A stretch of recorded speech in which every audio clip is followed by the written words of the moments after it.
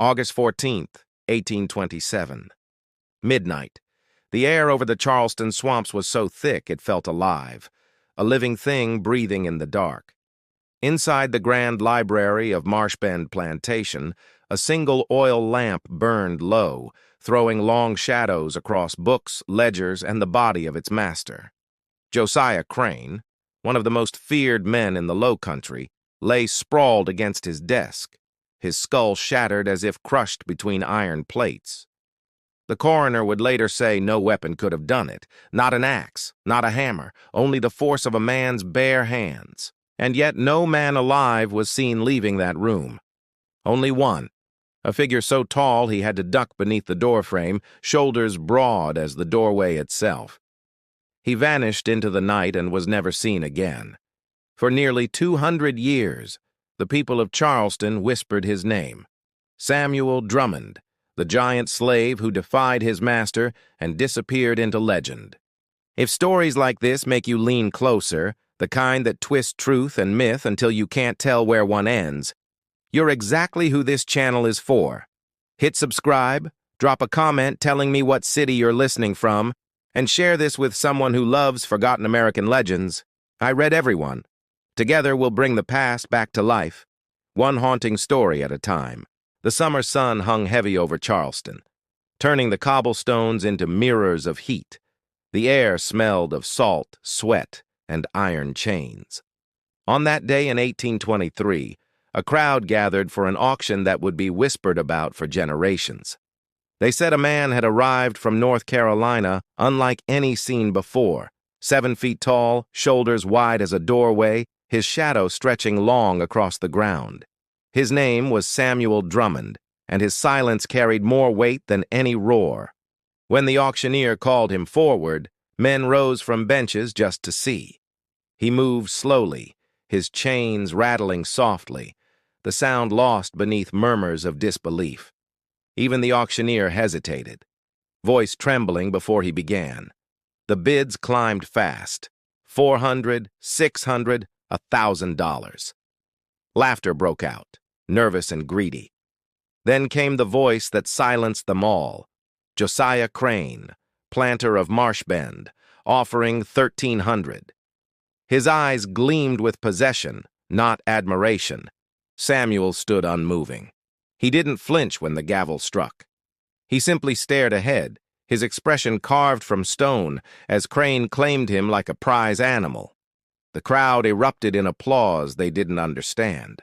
Crane was a man of cold precision, a widower, a rice baron, a master obsessed with control. He believed strength existed only to serve him, and in Samuel he saw power he could parade, exploit, and own. That evening, Crane led his new purchase to the wagon, the road stretching through a curtain of cypress and fog. Samuel's wrists were bound, but his back remained straight. His silence was not obedience. It was waiting.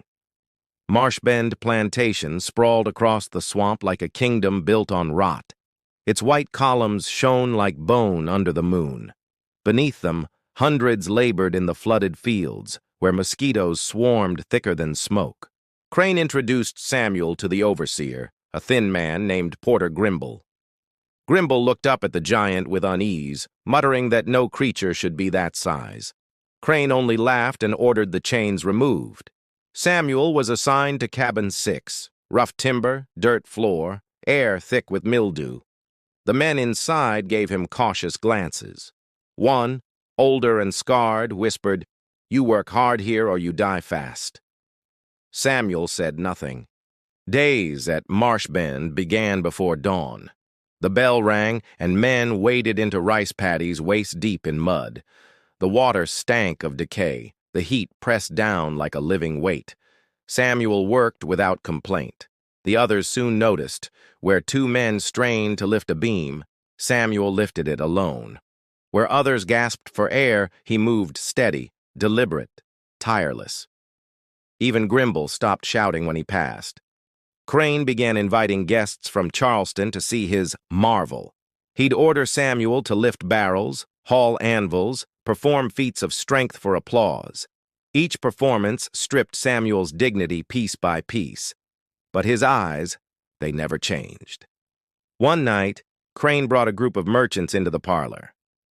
"Gentlemen," he said, pouring brandy, "this man could crush a horse's skull if I commanded it." The laughter that followed made Samuel's jaw tighten. Crane noticed, of course.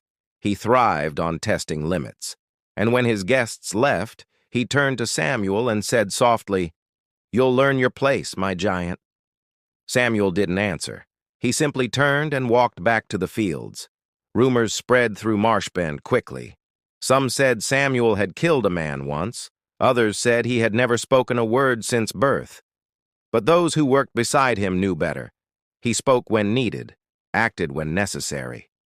Late at night, when the swamp quieted, Samuel would sit by the dying fire and stare at his hands that could crush stone, yet trembled slightly when he thought of freedom. It wasn't fear. It was control. Weeks turned into months. Samuel's strength became both legend and burden. Grimble began using him for the cruelest tasks, repairing floodgates in the dark, dragging timber through knee-deep sludge. But Samuel endured, always silent, always watching. Then came Marcus, a carpenter from another plantation, brought to Marshbend after his master's death.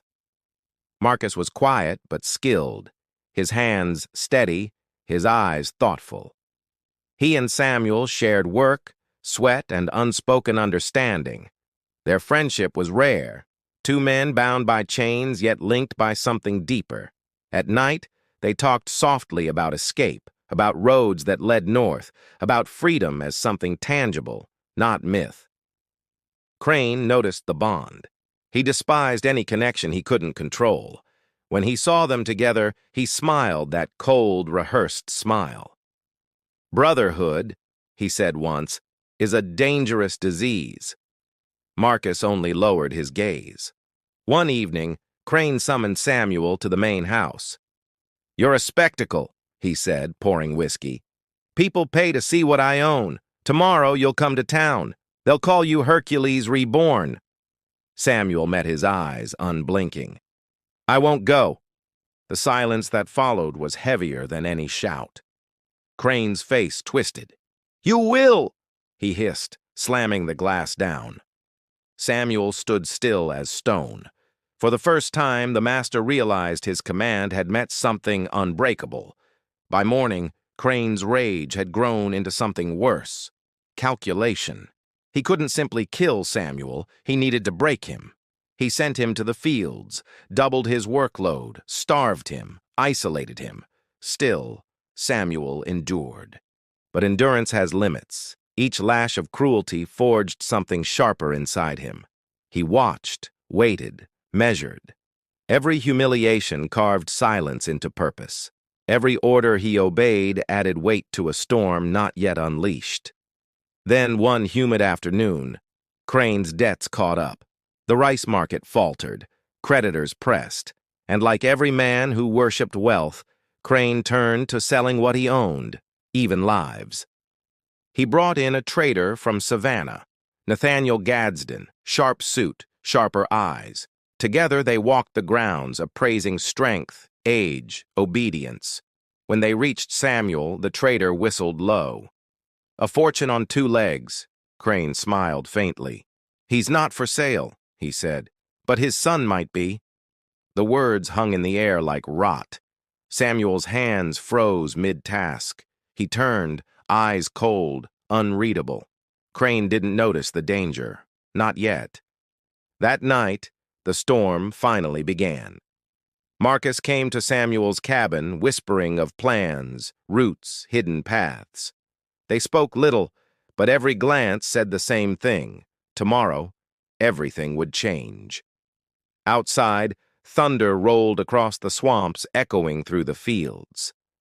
Rain began to fall, soft at first, then steady, drumming against the roof. Inside, Samuel sat in the dark, hands clenched, heart steady. He had endured chains, humiliation, and pain. But this, the thought of losing blood, of watching his child sold like cargo, this was different. This was the line even giants couldn't bear to cross. The lamp burned low, casting his shadow across the wall. It looked enormous, monstrous even, but there was no monster in that room. Only a man stripped to his core, ready to become legend. By dawn, the rain stopped. The air hung heavy with heat and silence. Samuel rose, his decision already made. In the distance, the main house shimmered in sunlight, a white monument waiting to be shattered. He looked toward the swamp, the endless maze of water and trees where no dogs could track, where no man dared linger. Beyond that lay freedom or death, both better than chains. And as the bell rang, calling men to work, Samuel Drummond stepped into the light. His fate, his fury, and his legend were already written. Only blood and silence would turn the next page. The sun rose like fire over the marshes, painting the flooded fields in shades of gold and red.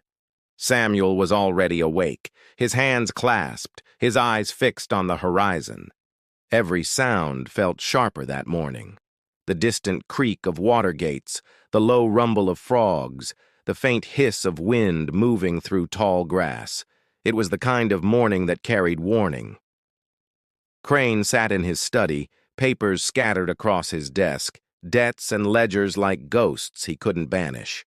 He muttered to himself about balance, profit, and God's favor, though God hadn't visited Marshbend in years. He needed money fast, and money to Crane meant flesh. The bodies of men turned into numbers. His pen scratched over paper as he listed names, prices, ages. When he paused, it was over one entry. Child 6 months, strong lineage. Outside, Samuel worked in silence. His shoulders glistened with sweat under the blazing sun.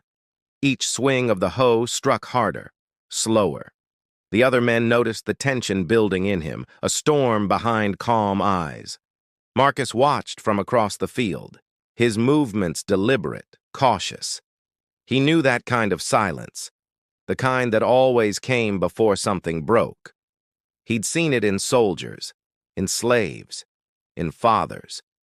When the overseer called Samuel to haul timber near the main house, he obeyed without a word.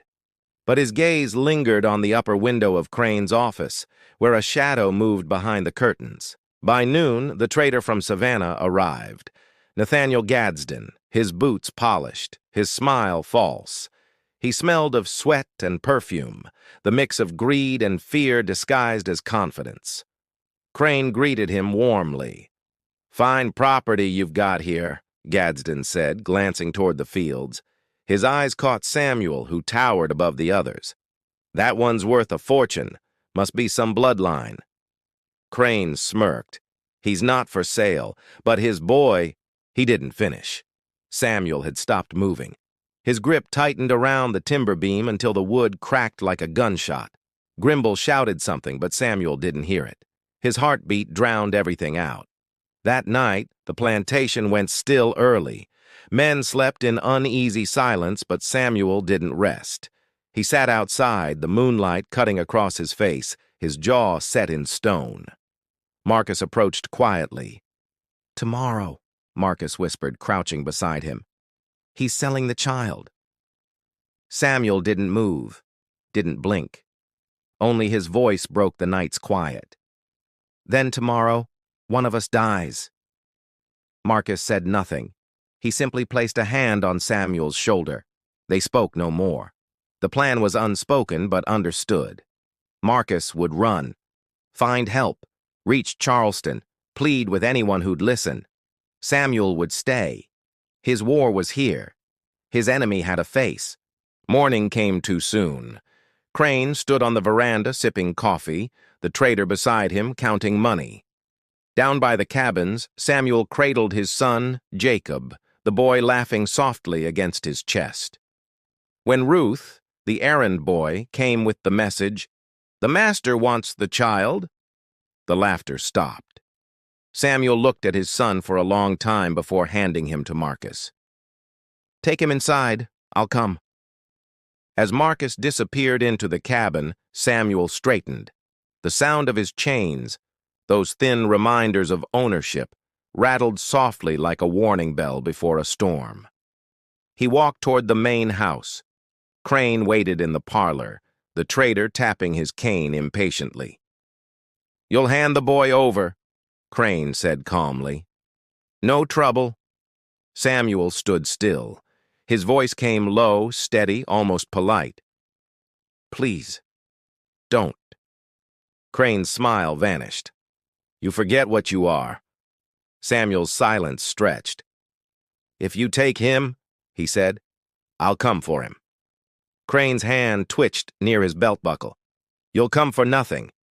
You belong here."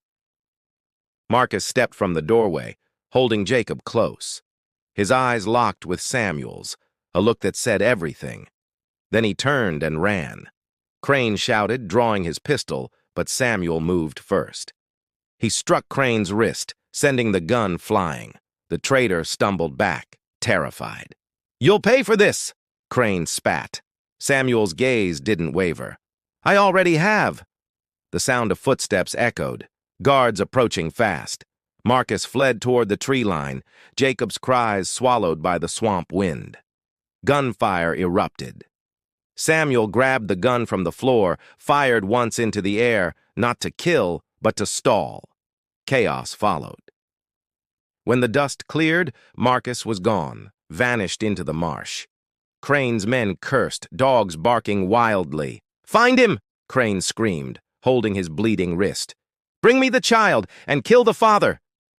They found Marcus by nightfall, cornered near a creek 8 miles out.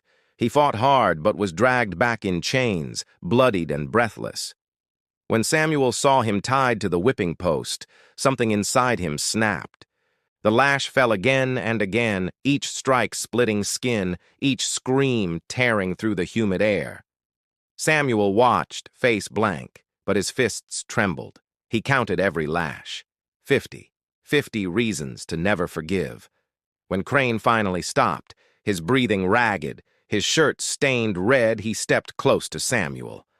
"Tomorrow," he whispered. "The boy leaves. You'll hand him over. Quietly. Or Marcus dies slower." Samuel didn't respond. He didn't blink.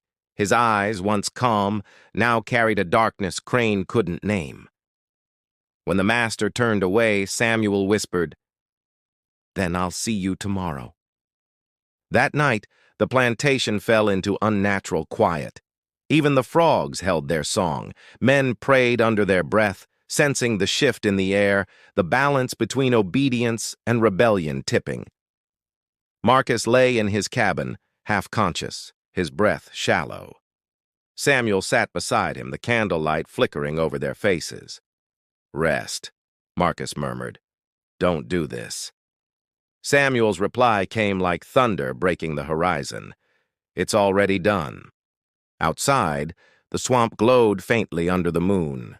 Cypress trees loomed like sentinels, their roots coiled in black water. Somewhere in that endless dark, a path waited, a road out or a grave. By midnight, Samuel rose. He checked on Jacob once more, sleeping soundly in the cradle. He touched the boy's head gently, memorizing his face. "I'll come for you," he whispered, "even from hell." He walked to the window, watching lightning crawl over distant clouds. The smell of rain mingled with smoke from the chimneys. His reflection in the glass looked almost otherworldly, half man, half storm. In the main house, Crane drank brandy, staring at ledgers he couldn't read through the haze. His empire, built on blood, pain, and arrogance, felt unsteady for the first time. In another life, he might have sensed mercy waiting at his door. But Crane believed in ownership, not fate. And fate was now walking across his yard with silent, measured steps. Each footfall echoed through the night like a drumbeat of judgment. Samuel passed the fields, the tools, the cabins, everything that had been his cage until only the white glow of the main house remained. Behind him, thunder rolled. Ahead, a door waited.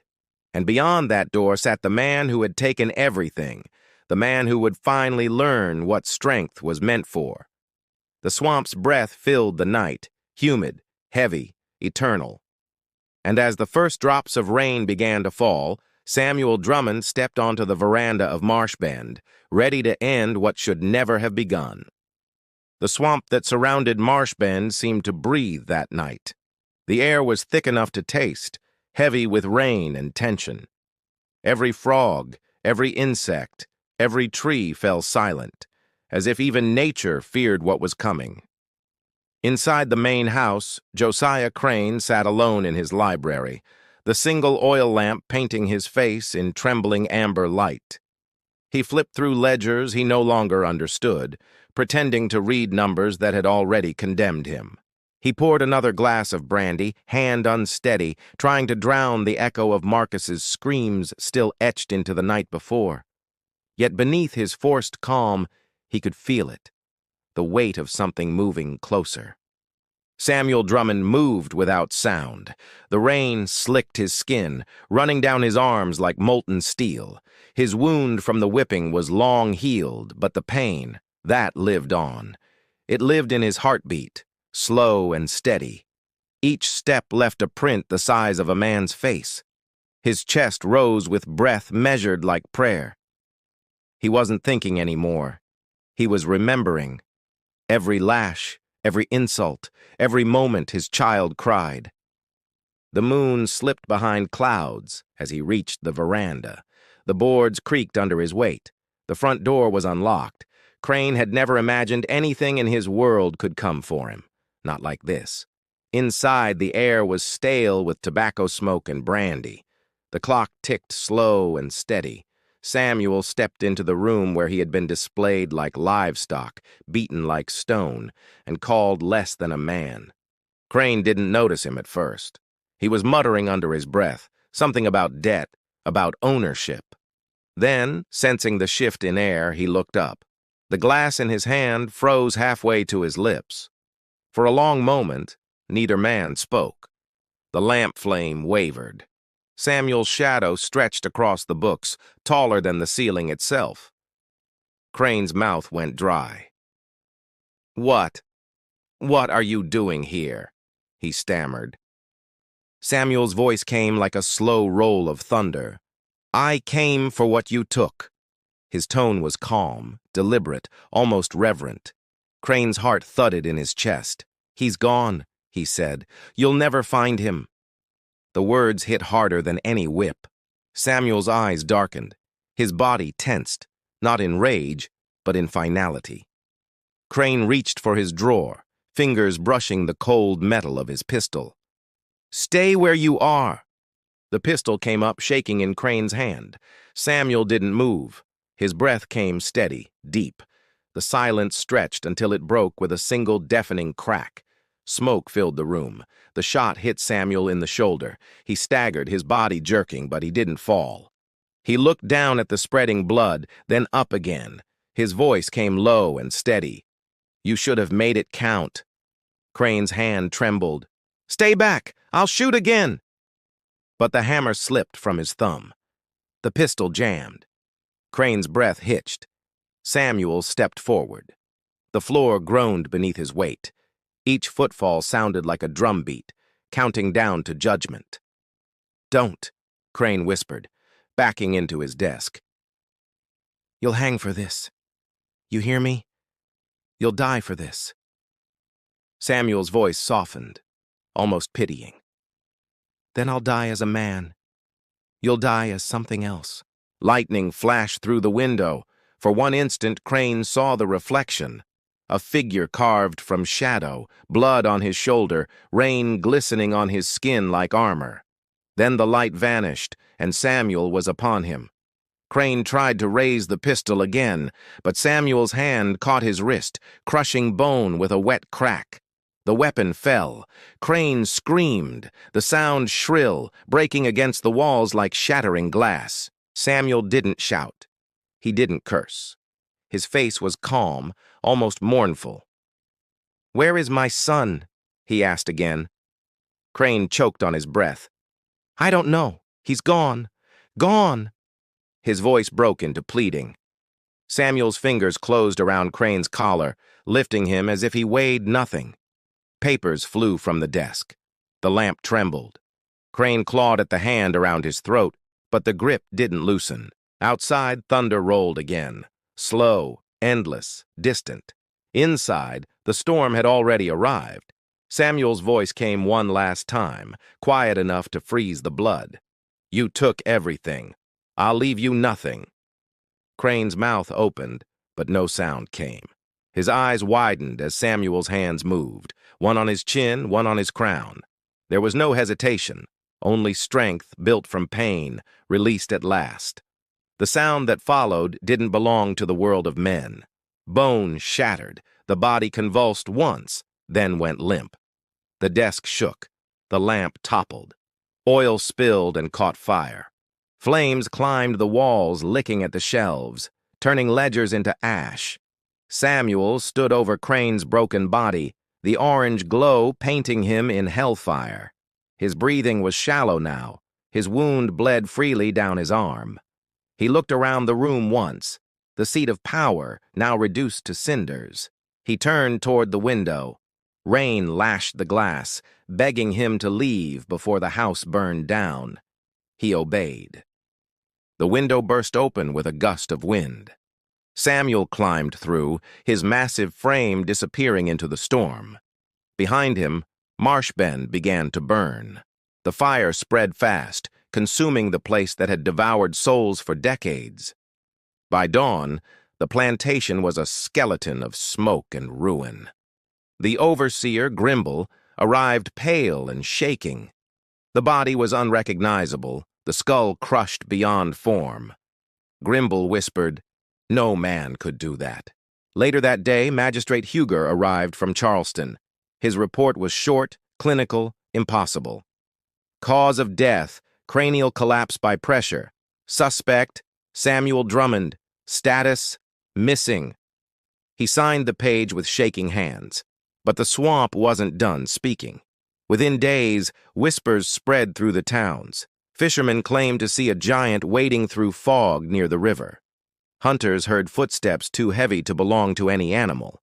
At night, the workers at nearby plantations swore they heard breathing in the marsh, slow, steady, as if something enormous watched from behind the reeds. The sound vanished if they spoke his name. Weeks passed, then months. The legend grew.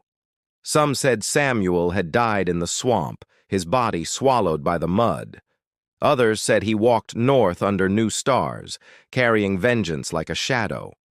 In Charleston taverns, sailors told stories of a man taller than any living soul, seen at ports, asking only one question: "Have you seen my son?" None ever had an answer.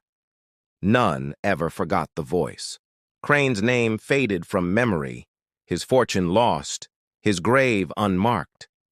But Samuel's story endured, not as myth, but as warning.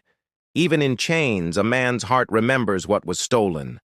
Every generation retold the story, reshaped it, passed it down through whispers and songs. They said when the wind rises through the Carolina swamps, you can hear his footsteps, slow, heavy, unyielding. And somewhere deep in that endless marshland, where the water mirrors the sky and history sinks beneath its own weight, a legend waits, tall, silent, and eternal. The night of blood had ended, but the story had only begun. The fire that consumed Marsh Bend glowed for 2 nights. The sky above Charleston turned orange, and the smoke could be seen from the harbor. The city whispered of the giant who vanished into rain. When dawn came, the plantation was only bones, blackened wood, scorched rice fields, and silence. The once proud columns had collapsed, and Josiah Crane's empire was reduced to ash and memory. Men from Charleston rode out to see it. They stood where the main house had been, hats in hand, staring at the ruin. One of them muttered, "No ordinary man did this." The coroner's report spread through the city within days. It spoke of crushed bone, inhuman force, and blood trails that vanished into swamp water. Every line of it sounded more like folklore than law. Magistrate Huger ordered search parties. Dogs, torches, rifles, the full power of Charleston's fear.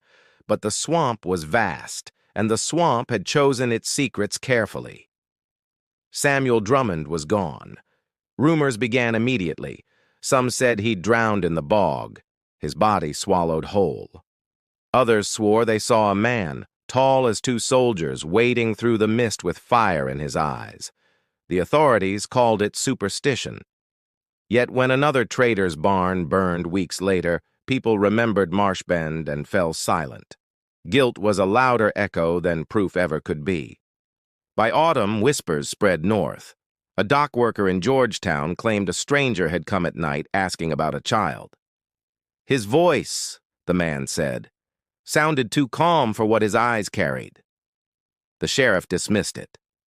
But in every tavern, in every alley, the same description returned. A man of immense size, moving only at dusk, searching for a boy with his own name. In Savannah, Nathaniel Gadsden's household trembled. The trader had been the last to see the child, Jacob, before selling him to the Halfords. Gadsden began sleeping with his pistol beside him, though it didn't help for long. One stormy evening, his stable hands found his door open, lantern overturned, bed empty. There were footprints outside, deep, wide, and leading toward the river. They ended where the mud met water. The law called it disappearance. The locals called it balance. The giant's still walking, they said, and he remembers. It was enough to turn Savannah quiet for a month. Meanwhile, the Halfords in Georgia kept the boy. He grew fast, strong for his age, his laughter loud, but his eyes oddly distant. When he cried at night, he always faced north. In Charleston, the magistrate filed his final report. Fugitive presumed dead. But the people didn't believe it. They knew legends don't die, they travel. And Samuel's story had already begun to walk. In 1831, escaped field hands from South Carolina arrived in Pennsylvania. They told of a giant man who guided them through the marshes, carrying 2 men at once across the Black River. When asked his name, he'd said only, "I am searching for my blood." They said he vanished into the trees before dawn, leaving footprints larger than any boot could fit. By 1835, sightings spread westward. A preacher in Georgia claimed a massive figure had appeared during a sermon, standing silently at the back of the church until the candles blew out. The preacher fled mid-sermon, screaming that the ghost of the swamp had come for him. No one else saw the figure again, but the story grew until it replaced truth itself. 10 years passed. The world changed. Railroads cut through the low country and men stopped believing in curses. But in every work camp, someone always whispered of the giant who couldn't die. A soldier in the Mexican War wrote home about meeting a man taller than any he'd seen. He carried a scar on his shoulder, the letter read, and he looked like he'd outrun time. The letter vanished from the records, but the tale survived. Decades later, an abolitionist in Ohio recorded a similar account, a man of great height guiding runaways through the forest at night. He never stayed for food or rest. He never spoke beyond a few words. "Keep moving," he'd say. "The world behind us burns still." Then he'd fade into the trees like mist. By the time the Civil War came, the legend had grown immortal. Soldiers told each other that when battlefields filled with smoke, a giant walked among the fallen, lifting men from death's edge.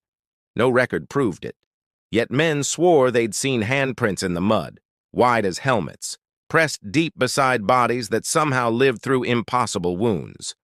Hope wears many faces. His was the tallest. When freedom finally came, Samuel's name became song. In the quarters of freedmen, they sang of the tall man of Carolina who broke chains with his hands and carried sorrow like a cross. But historians, as always, came to tidy the story. They said no man could survive the wound described in Crane's report. No man could live unseen for years. The legend, they claimed, was comfort, not fact. Yet in 1889, a physician in Philadelphia wrote a curious letter. He spoke of an old man's patient. Her father, she said, had been a slave of impossible size who fled Carolina before her birth. The physician dismissed it until she died, leaving behind a small wooden horse carved crudely by hand. On its underside was a single name, burned faintly into the grain: Jacob. The physician's curiosity became obsession. He traced plantation ledgers, ship manifests, and death rolls. There was no record of Samuel Drummond's death, none at all. Only the name, missing, presumed gone. Over the next century, the story slipped into folklore. Tourists whispered it on swamp tours, fishermen claimed to hear deep breathing beyond the reeds, and every lost child was told, "The tall man will find you." No one truly knew whether he lived or died. But in 1901, when a storm tore through Charleston, workers rebuilding an old plantation found a giant's footprint fossilized in dried mud near the ruins of Marshbend. It was as wide as a man's chest, pressed deep into earth, hardened by time. No one could explain it. They covered it with planks and didn't speak of it again. Today, the swamp still hums at night. The wind moves through the cypress trees like a sigh from something ancient. Locals say if you listen closely, you can hear footsteps between thunder. They say he never left, that Samuel walks still, taller than history, stronger than the silence that tried to bury him. Some believe he's still looking for his son. Others say he found peace long ago. But when lightning strikes over Charleston Bay and the world flashes white for a heartbeat, some swear they see him, a shadow too tall to belong to any man, watching, waiting, remembering. Because legends don't die. They rest. They wait until they're needed again. And somewhere in the deep heart of the low country, the tall man keeps walking, carrying the truth no grave could hold.